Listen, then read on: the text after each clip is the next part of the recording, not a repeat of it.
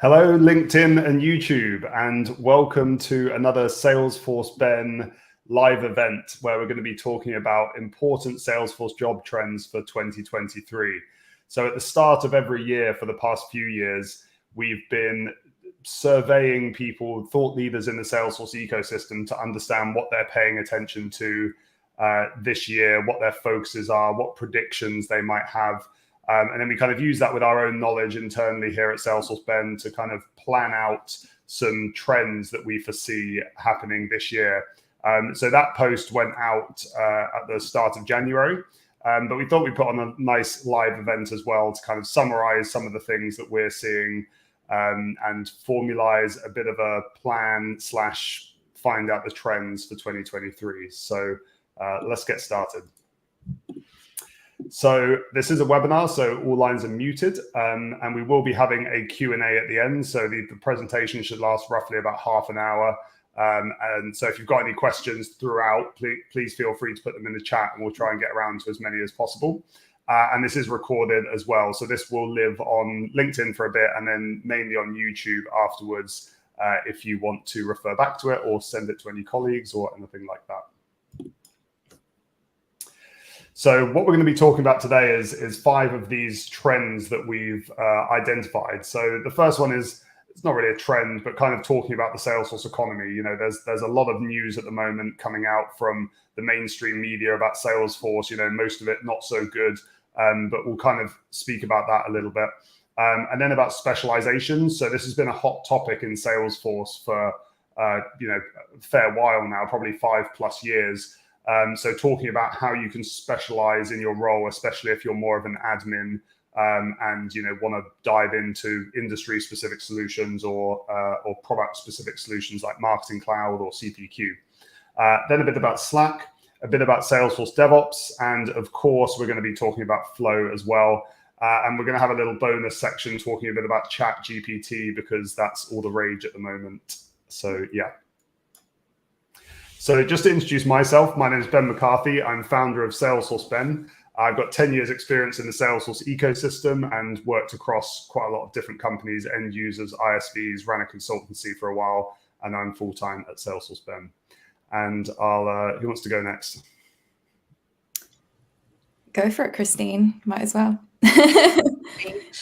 My name is Christine. I'm the Director of Courses here at Salesforce Ben. I'm also the Bristol Admin User Group Leader and a Salesforce MVP. Over to you, Lucy.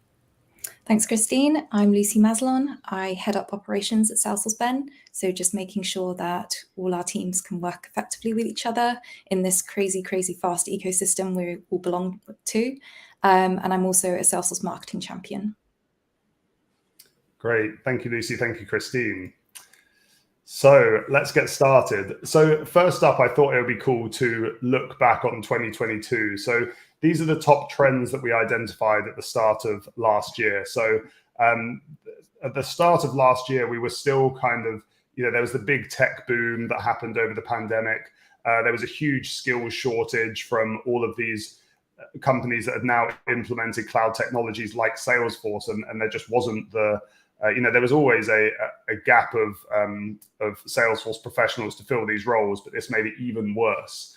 So there are a lot of entry-level programs that popped up, you know, not at the start of 2022, but I think a lot of these came to prominence last year. So things like Clicked, which is a company that has a partnership with Salesforce to help people gain experience before they've actually got a job, business analysis skills, soft skills, working in kind of a real life project environment without working in a real project. So yeah, check out Clicked if you haven't already. Also, Salesforce Talent Alliance is an initiative started by Salesforce. They had Salesforce Pathfinders, which was helping new entrants into the ecosystem.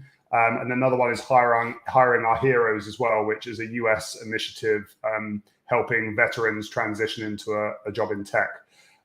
So that was what we saw a lot of last year, a lot of new entrants into the Salesforce ecosystem, which will kind of bring on to our point about specialization in a bit.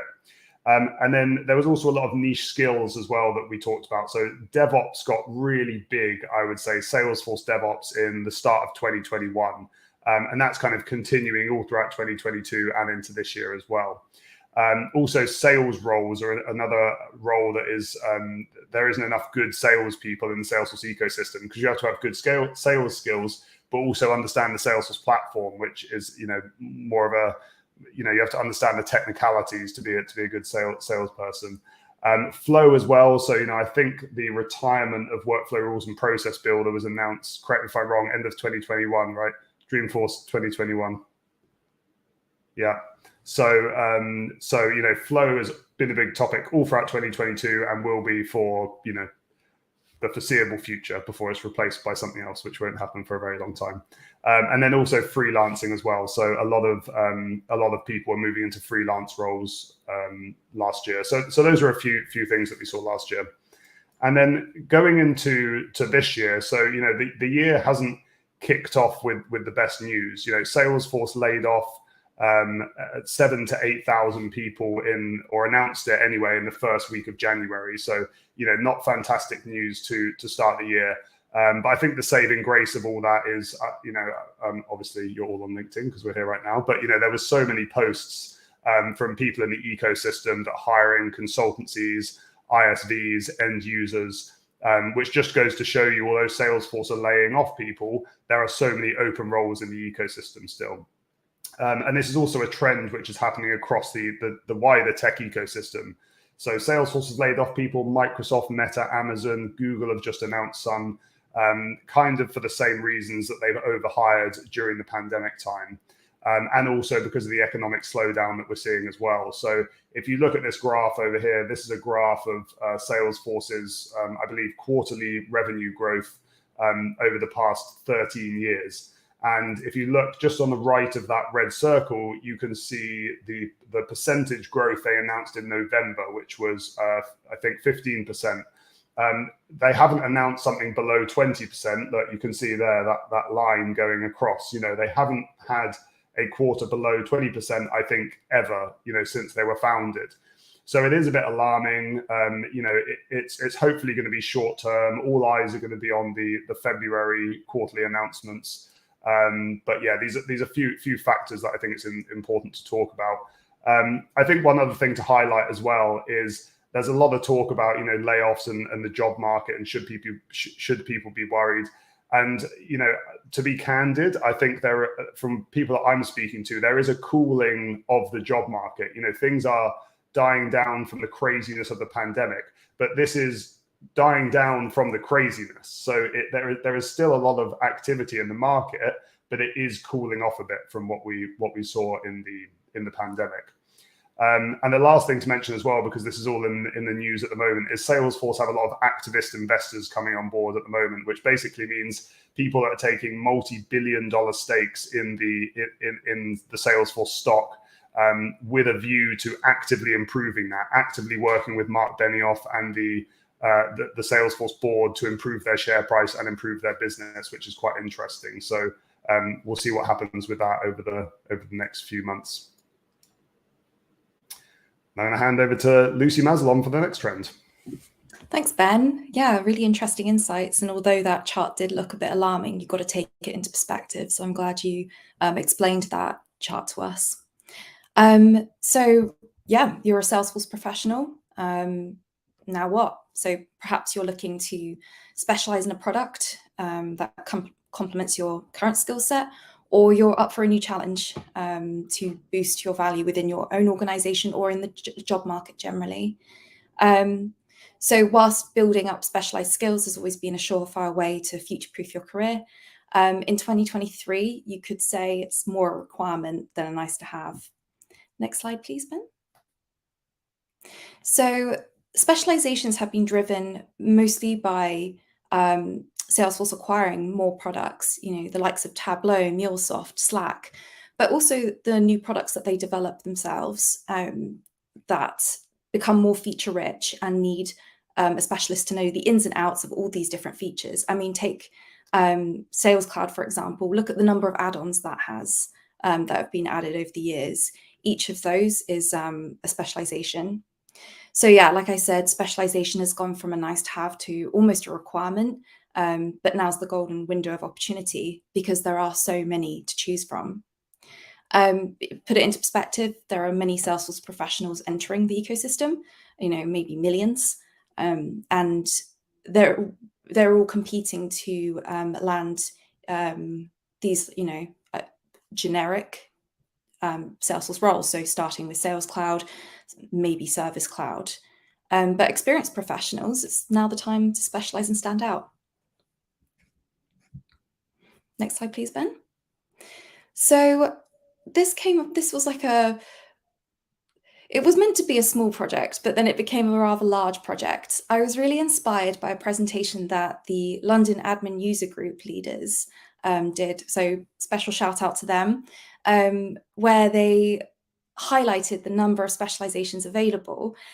And then I found more. But what I really loved is that they detailed the effort to learn versus the potential boost in terms of the demand in the market for those skills. So this is just a table, a snapshot from the guide, which shows you some of the specializations we highlighted. I couldn't put all 30 or more than 30 on there. But yes, you can see like, okay, I'm perhaps looking for something that's less effort to learn, but I know that there may not come a huge pay boost with that, or I'm really looking to boost my salary, and then you can expect that you need to put in some more effort to learn it. So yeah, one, in terms of effort to learn, 1 is the easiest and 5 being the toughest, and same scale for demand. Next slide, please, Ben. So to support the ratings, we asked the experts in those areas to share some quotes, and I picked out 6 of the specializations with the quotes that came with them, just to highlight. And you'll see a common thread through them all. For example, CPQ is an ever-growing field in which resources are scarce. And Alyssa also mentioned, she personally loves being able to take CPQ and apply it to more than one use case. So it comes as a very fulfilling and interesting role that you won't get bored with. Marketing Cloud, Elliot Harper, very well known in the Marketing Cloud space. It's he said that Marketing Cloud professionals will typically have a salary higher than those of a Sales Cloud admin or developer. And he even said he's been learning the platform for 10 years and he's still learning every day. That's the nature of these specializations. Next slide, please, Ben. And Commerce Cloud, Gaurav, sure you've all seen him around social media. He expects many high-paying developer and architect jobs for those skilled in B2B or B2C commerce. And DevOps Center, as we'll come to later in the presentation, but again, a great specialization to bridge the gap between being an admin and into DevOps. And finally, out of my 6 picks, we've got Salesforce Industries. This is hot because Salesforce have really built out their industries offering over the past few years. So what was formerly known as Velocity. So Matt, this is a quote from Matt Hafford, who recruits experts into different roles for Salesforce Industries. And he said, demand is far outweighing supply in all regions. And Brandon, who is a Trailblazer community group leader, he's specialized in Omni Studio, and he says there's an urgent need. So that just gives you a flavor of some of the ways that you could specialize. But it's, these are probably some of the toughest ones to target in terms of learning a specialization. But they weren't all tricky. Some of them are relatively less effort to learn, and Slack is an example. Yeah, and then you'll find the link to the specializations post in the chat soon. Yeah. Oh, sorry, Christine. Like I was saying, Slack, so many businesses use it, and it's a great specialization to dip your toe into because it is, compared to other specializations, relatively easier to learn. Yeah, absolutely. Thanks, Lucy. So let's talk a little bit about Slack skills and why this might be something to consider specializing in. So Salesforce purchased Slack for 27.7 billion, which is the largest Salesforce acquisition to date. So they've invested a lot of money, and I think we can expect to see a lot from Slack over the next couple of years. And if you haven't been keeping up, then there have been quite a lot of new innovations over the past 12 months. Things like Slack Canvas, huddles, a new Slack platform for developers, and also more and more integrations between Slack and other tools. So we have a comment here from Stuart Mills. He's the VP of Trailheads in EMEA. And he says, we're now seeing Slack being integrated into all of the Salesforce clouds, meaning we will see that engagement layer of Salesforce accelerating into 2023. So I really think this shows that Slack could be a great place to start swatting up and skilling up and getting certified, which leads me quite nicely onto the next slide. If you go to the Slack website, you can find their certifications there, and they include things like Slack Certified Admin. And we know a couple of people who have been working towards it, and it seems like a very achievable certification. So that might be something worth considering. But Slack is not just a collaboration tool, and it's not just about passing a certification. We've got a couple of articles to suggest for you, including one by Lucy about Slack fatigue and how to bring control. Tell us a little bit more about that, Lucy. Yeah, sure. I mean, like many people out there, I like to have periods of undisturbed work. And Slack is great for collaboration. Don't get me wrong. This is not a dig at Slack. It's more like sometimes it's just ping, ping, ping, ping, ping. So I was just thinking to myself, okay, how could I better manage my workload in Slack? And I went on a bit of a mission to talk to a lot of product managers from Slack. I spoke with some community group leaders who run Slack communities and pulled together a lot of advice there, advice for Slack admins and also advice for users on how to control their workspace and just general work routine. I think we called it like hygiene. But it's interesting because although Slack is on the surface quite a simple tool to learn as an admin, it's say 20% technology, like what you do with the automations and workflow and how you organize, and 80% governance. So the etiquette, how people talk to each other, what belongs in Slack, what doesn't belong in Slack.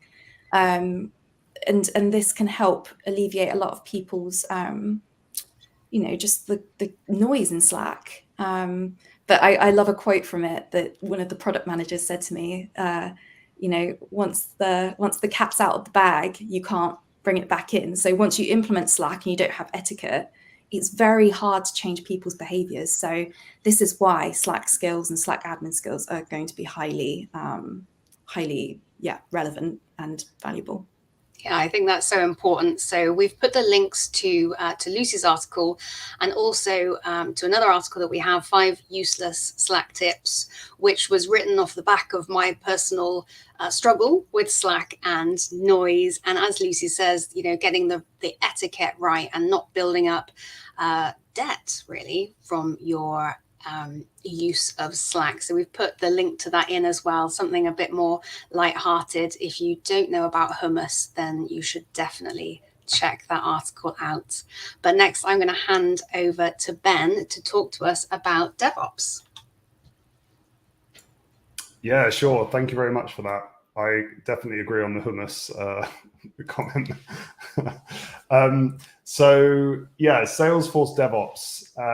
So as I said earlier, Salesforce DevOps it's been around since around 2013, 2014, when a lot of Salesforce ISVs were founded to create platforms to better manage and deploy changes on the Salesforce platform. So people such as GearSet, Copado, Flowsome, and AutoRabbit were all founded around that time.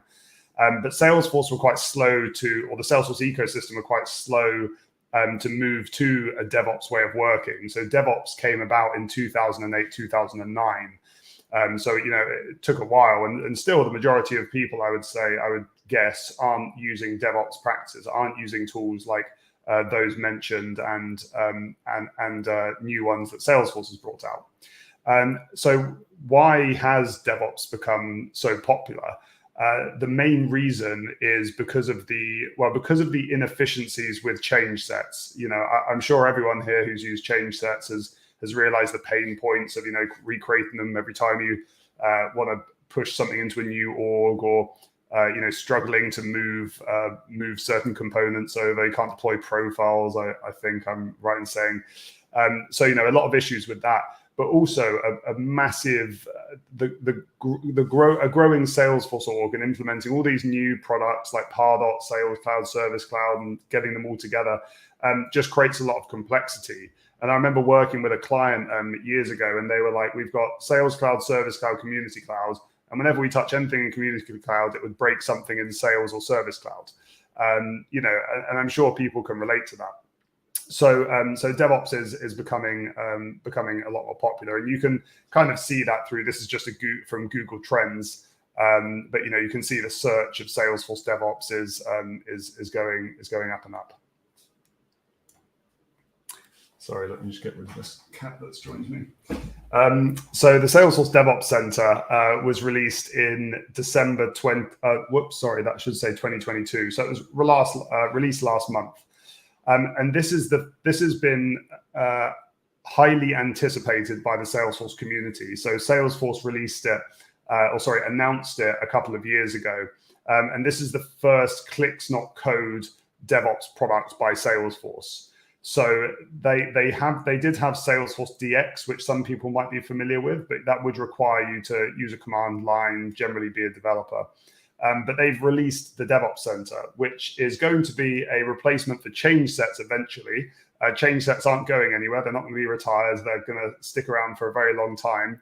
But the DevOps Center is meant to move people towards DevOps best practices. So some of the features that you can expect with the DevOps Center are things like work items. So this is packaging your releases into logical batches. So, focusing on a specific epic or user story, you would group it into a work item. You've got change tracking as well. So whatever changes you make in a sandbox environment, DevOps Center will track that. So you can easily add those components to a work item. Pipelines as well. So you can define the pipeline, the deployment pipeline, whether it's from, dev to UAT to staging to production, or just dev to production. You can define that. Source control. So using, I think I'm right in saying that at the moment the DevOps Center only supports GitHub. But you can use GitHub to do your source control. So people aren't overwriting changes from other developers. And then, of course, you can deploy changes through it as well. So the DevOps Center it's been in beta for a while, but it was generally made available last month. So not December 2021, it was December 2022. So this is available now for you to install and start using better DevOps best practices. And if you are a Salesforce admin, or someone who's kind of in that role, as Lucy talked about earlier with specializations, DevOps is a great opportunity for people to skill up in a new area, and because of the DevOps Center, this is perfect. And there will be things like source control might sound a bit alien to you at the moment, just because it's not something that's been you don't use source control in change sets, but you do in DevOps. But luckily, there's a lot of resources available. So a lot of these in fact, all of these resources here are driven by Salesforce App Exchange partners. So DevOps Launchpad is a free training platform by Gearset. You've got AutoRabbit Academy, Prodly DevOps 101 training, and also a Capado certification to get you skilled up in DevOps as well. And we've got a couple of blog posts on the site that might help you. One is top 20 Salesforce DevOps training resources. And also, if you're very, very unfamiliar with Salesforce DevOps, type into Google Complete Guide to Salesforce DevOps, and you'll find a post from us which should hopefully skill you up from possibly nothing to, at least understanding the general picture of DevOps. And I'm going to hand over to Christine. Thank you, Ben. So we have to talk about flow, because as Ben has alluded to, it's going to be such an important feature. So a little recap on what's been going on. As almost everyone will be aware now, there is an impending retirement of Workflow Rules and Process Builder that was announced quite a while ago, and Salesforce are making huge strides in getting on with that retirement. Workflow Rules, you can't create new ones anymore. And from the Spring 23 release, we've also got the Migrate to Flow tool for Process Builder as well. So we know that we need to migrate to Flow, and it is now the best practice automation tool to use. If you look at their article, which tool do I use about automation, it's going to point you towards Flow every time. However, there is a learning curve with Flow Builder that I really think is undeniable, and it is definitely very learnable. But for me, I don't find it as intuitive as I found other Salesforce features like Workflow Rules or Process Builder. And I think it's important to be aware that it's what I would call a developer tool under the hood. So it's not just for developers, it is for admins. But under the hood of this, it's very, very powerful. It's going to allow you to delete things and create automations that would previously have needed code. So there are considerations and limitations that you need to be aware of. If we take a little look at the retirement timeline, this is it here, and we can see that we've got end of support for Workflow Rules and Process Builder estimated in 2025. So it seems like a long way off, but it's really not. We're now in 2023, and the time is right now to start thinking about your Flow migration. So one of the things that I want to talk about is why. So we got a quote from Mike from Hubble Diagnostics, and they have done some research that suggests that only around 12% of declarative automations, so Workflow Rules and Process Builder, have been migrated to Flow so far. So they've calculated that that means that there are 19 million hours of Workflow Rule migration and 5 million hours of Process Builder migration effort required across the Salesforce ecosystem. Now that's a staggering number of hours needed. And I think if you're an admin, then you're probably well aware that you've probably got plenty of workflow rules, plenty of process builders. They're all doing slightly different things. And there's going to be quite a lot of effort involved in migrating those. So one of the things that we've got for you is if you go to our YouTube channel, and we'll put the link in the chat now, Andrew has done a video about how to migrate to Flow, how to get started, because it's not as simple as using the Migrate to Flow tool. As good as that is, it's not a one-stop shop that's going to answer all of your prayers. So the migration tool is a one-to-one. So for every workflow rule, you'd create a flow. Again, for every process builder, you'd create a flow. And it's not best practice to have hundreds and hundreds of flows. So now is the time to start thinking about assessing your current automations and optimizing and streamlining them into really efficient flows. It's one of those things that if you don't do it now, it's going to cause a lot of technical debt in the future. And something else to mention here is we are currently in the final stages of putting together our free brand new Migrate to Flow course, also done by Andrew, and that's coming out at the start of February. So we've got some great free resources for you to help you on your migration journey. But one thing that I also want to show you as well is that we do have a Flow Foundation course, which was put together by our Flow guru, Tim, who is massively responsible for helping me learn Flow. I am not ashamed to admit that I don't find it intuitive and that it can be overwhelming with all of the new considerations and limitations. So I took his course and I found it incredibly beneficial in helping me get a solid grounding in how to build properly put together flows using Flow Builder. And so if you feel like you might need a little bit more help, then go and check out that course. We'll put the link in there for you as well. And of course, there's also all of Tim's free Flow resources on the Salesforce Ben website as well. Can't praise Tim enough. He's such an expert. So that's all from me on Flow, and I'm really excited to hand you back to Ben for our bonus section.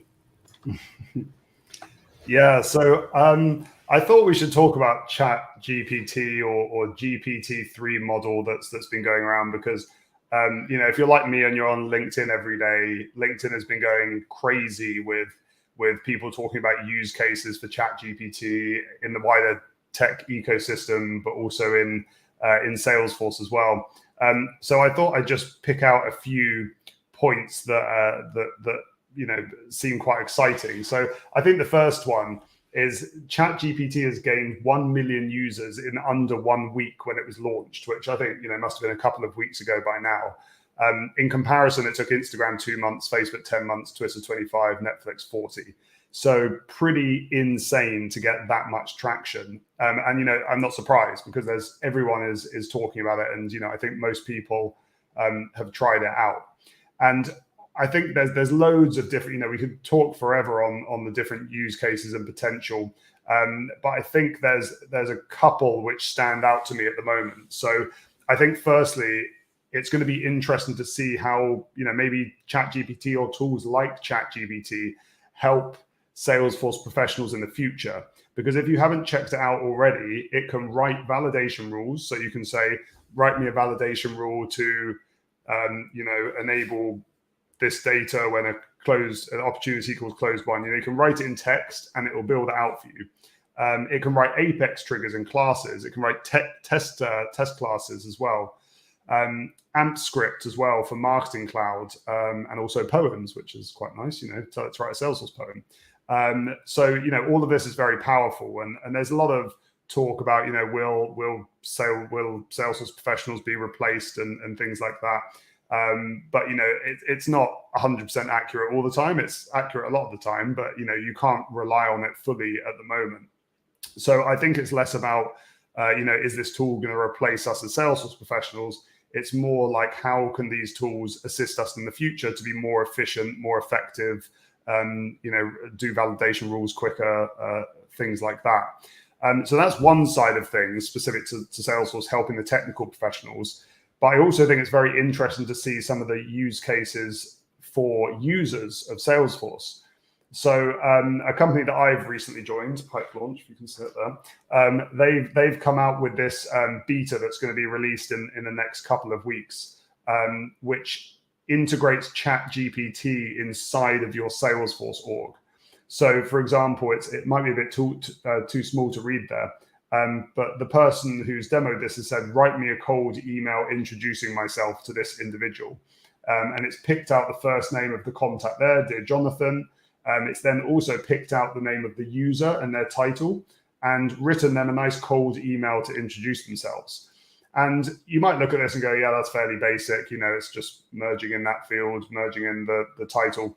But this is just a first iteration of something that could be a lot more powerful in the future. So, for example, it could, if you've got a customer that's worried about the price of the product, you could ask ChatGPT to help you overcome that objection. How do I overcome an objection with price? And then you could go even further. How do I overcome an objection about price, specifically in the manufacturing industry? So you've kind of got this tool here which can ingest data from your Salesforce org and the wider internet and form a picture of what next step you can take, which I think is very interesting.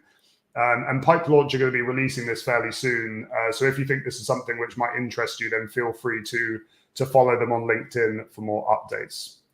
So yeah, very exciting. And I think that brings us to the end of the presentation. So I can see a few questions coming through, but if you've got any questions for myself, Christine, or Lucy, then feel free to drop them in the chat. But let me just have a look. Oh, that was a whirlwind. There was a lot covered in 30 minutes.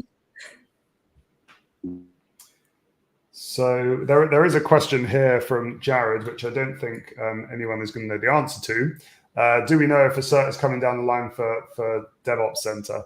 I personally haven't heard anything about this, but I think it would be very smart of Salesforce to do that, upskilling people in DevOps best practices, because there is so much of it, and a lot of the ISVs have got certifications out there. So I think you can use them. Capado certification is very popular. GearSet have got some as well. So yeah, I Any agree thoughts with on that? that.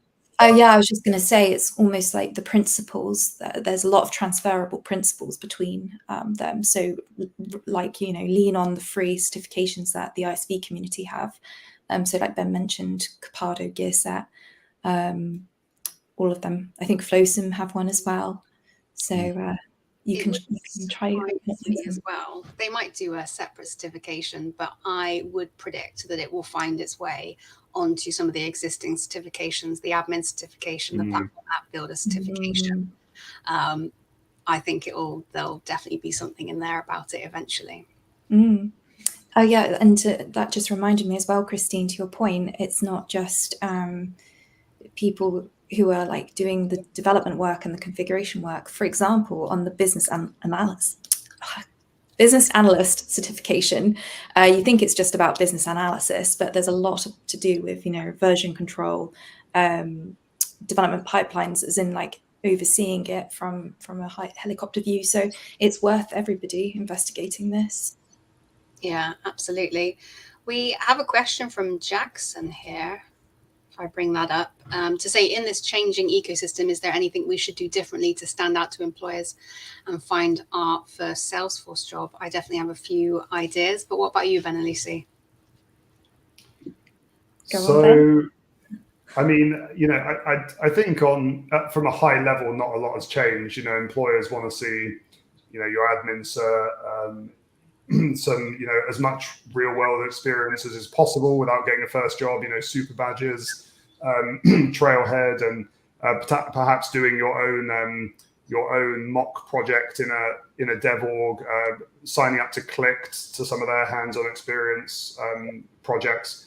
But I think overall, sorry to repeat this, but everyone's repeating at the moment, is businesses want to be doing more with less. So I think there's a real emphasis on delivering value, not talking about flow and how great flow is, but talking about the inefficiencies flow can solve in a business and how you can optimize, eliminate manual emails, manual data transfer, manual field updates by using tools like Flow. I mean, everyone should be speaking in that kind of language anyway. I think if you're new to the ecosystem, it's obviously a bit harder, but I think if you can try and get into that frame of mind, do research, then it can only help when trying to land that job and speaking to employers. Yeah, absolutely. I would say getting comfortable talking with different stakeholders around the business. I mean, this might sound obvious, but it's often quite intimidating if you, are in front of presenting to someone or sharing an idea about a solution with someone that may object. It's all about, opening up a conversation. After all, you're the Salesforce expert. You just have to see eye to eye with different stakeholders. And Christine, what did you have to suggest? So a couple of things, and to piggyback on something that Ben said, I think return on investment is going to be a real theme for 2023, if not more. And we talk a lot about self-improvement, certifications, career. We talk a lot about, ourselves and what we can do to improve. But we mustn't forget as well that our role as a Salesforce administrator, as a Salesforce developer consultant, is to produce a return on investment on a business's purchase of Salesforce. So we put out an article this week that I wrote, which was about tips for admins for this year. And the last point that I put on there was about finding ways to do more with what you have and showing a return on investment for your business to make sure that they're getting the most out of it, which means that they'll remain committed to having Salesforce. And I think it's important that you brand yourself effectively in this job market. So that means looking at your social media, in particular, LinkedIn, also Twitter, if you use that professionally, to make it really clear that you're a fantastic candidate, using the keywords that people are looking for, talking about your experience, redoing your CV or your resume to make it clear what your achievements are. Don't just list the things that you can do, but actually talk about examples of how you've made a difference and how you've made cost savings. And that doesn't just have to mean, I made this number of dollars or I saved this number of dollars. It could also be how a flow that you built saved a number of hours across a department, because that does translate into savings for a business. So I think use those sort of examples to show that you could hit the ground running and that you're a standout candidate. Yeah, definitely. So I quite like this comment by Leanne, which basically says, she said that she's seen AI won't replace us, but people who can use AI will replace those that can't, which is, yeah, very wise and something that's probably very true, I think. So she says, are there any tools you'd recommend to improve my ability to chat with AI? I haven't seen, I think really it comes down to just knowing how to interact with it, you know, as you've kind of stated there. And I think you can only really get that by doing research and testing it out. So one of my friends told me the other day that you can ask ChatGPT to summarize stuff. So you put in a block of text like that and say, summarize this text, and it will come back and it will summarize it. And I didn't know about that, but it's extremely useful. So I think it's just when you uncover these things, you know, you can slowly, you know, build up your personal Word doc of something, of prompts you can ask it. But I think it's just a matter of trial and error and also research. You know, there's so many YouTube channels at the moment who are writing about that, and yeah, LinkedIn influencers writing about it. So yeah, huge amount of opportunity there. Any other thoughts on that? No, I just think it's very true. I totally agree. Cool. Here's a good one. Do you recommend taking the CPQ cert after having experience in a real world job? I can. Anyone want to take this? Yeah, I can speak to that a little bit. I'm not a CPQ expert. I haven't taken the CPQ cert, but I have worked for CPQ companies and know a lot of CPQ experts. So the CPQ cert is a bit of a tricky one. It involves a lot of numerical skills, so a lot of math.